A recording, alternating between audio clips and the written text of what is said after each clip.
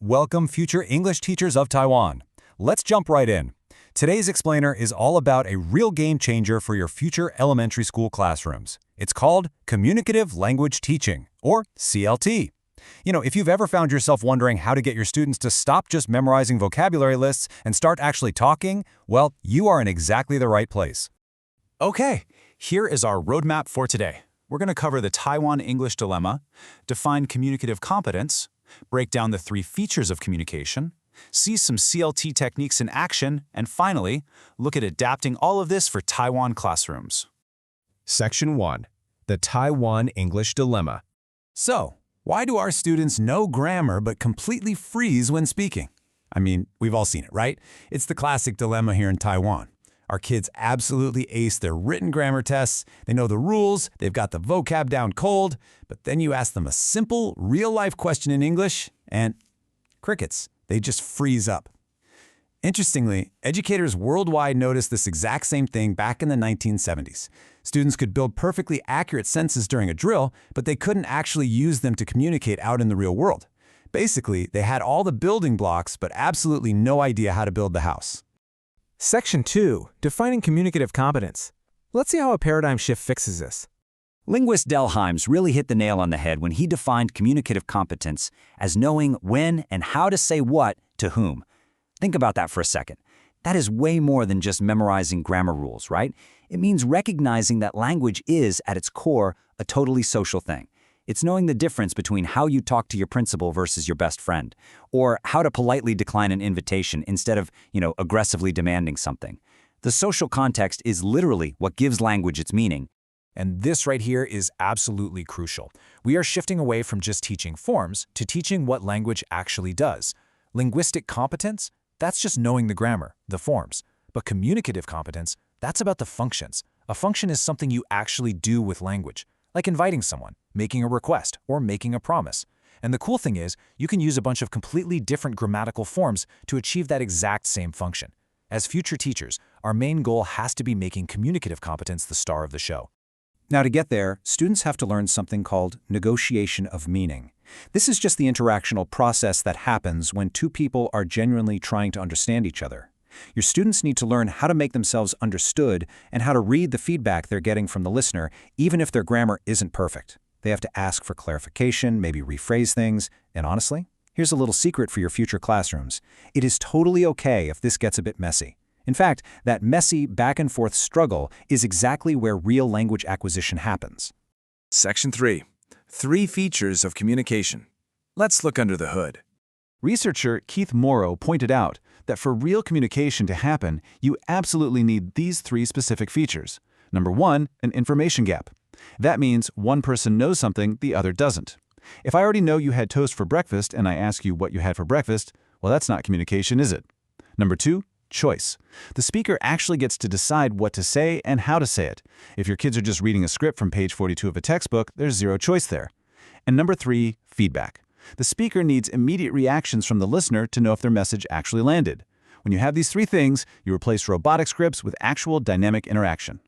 So when you're planning your lessons, I want you to really ask yourselves, are my classroom activities actually communicating? Because if you're running a speaking drill and there's no real information gap, or the student has no choice in their response, or there's no feedback, then it's just not communication. It's a mechanical drill. And we already know mechanical drills are not going to solve our Taiwan English dilemma. Section 4. CLT techniques in action. Let's see what this actually looks like. This is your blueprint for swapping out those old-school methods for CLT alternatives. Instead of those stiff, simplified dialogues where everyone sounds like a robot, we bring in authentic materials. Instead of mind-numbing grammar drills, we use things like scrambled sentences. Why scrambled sentences? Because when kids have to put a mixed-up story back in order, they're learning about cohesion and coherence. They're seeing how language glues together at a discourse level, not just sentence by sentence. And instead of rigid scripts, we use flexible role plays. You give them a situation and a social role, but the words they use, that's entirely up to them.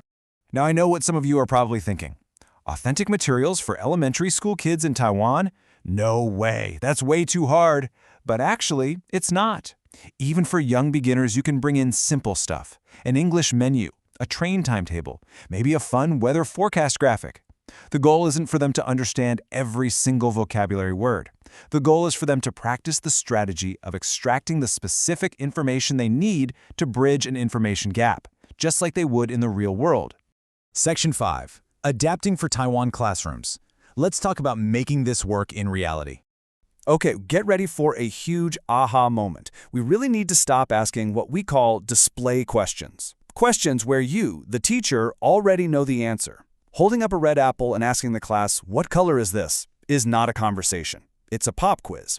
If you did that to someone on the street, they'd look at you like you were crazy, right? There's no information gap. Instead, we need to shift to referential questions. Ask them, "Hey, what is your favorite fruit?" You genuinely don't know the answer. They have to tell you. Boom! You've instantly created an information gap and made the interaction totally real. Of course, the elephant in the room here in Taiwan is the pressure of grammar-heavy exams. We all know it's a reality. So how do you survive the exam system without crushing your students' speaking confidence? You separate your activities. When you're doing a fluency-first communicative activity, do not interrupt a student to correct their grammar. Seriously, let them negotiate meaning. Tolerate those errors as a totally normal part of learning to communicate. You can just quietly note the mistakes on a clipboard and then bring them up later during a specific accuracy-based grammar session. It gives you the absolute best of both worlds. And what about massive class sizes? If you've got 25 or 30 kids, CLT really relies on small groups to maximize talking time. But to keep things from devolving into chaos, you've got to assign specific social roles within those groups. Make someone the English-only monitor or the taskmaster. It forces everyone to participate. Also, and I know some teachers feel guilty about this, while English should definitely be the main vehicle, CLT absolutely permits the judicious use of the student's native language. So please, don't be afraid to use a little Chinese to quickly explain a complex game rule. Get the rules out of the way so you can jump right into the actual English-speaking activity. So I want to leave you with this final question. How will you change the conversation in your classroom? You are the generation of teachers that is going to completely change how Taiwan speaks English. The theory is rock solid. The techniques are proven. Are you going to stick to the old robotic drills, or are you going to build a classroom filled with genuine communication? Take these tools, empower yourselves, and go transform those future classrooms. Thanks so much for tuning into this explainer, and I really can't wait to see what you all achieve.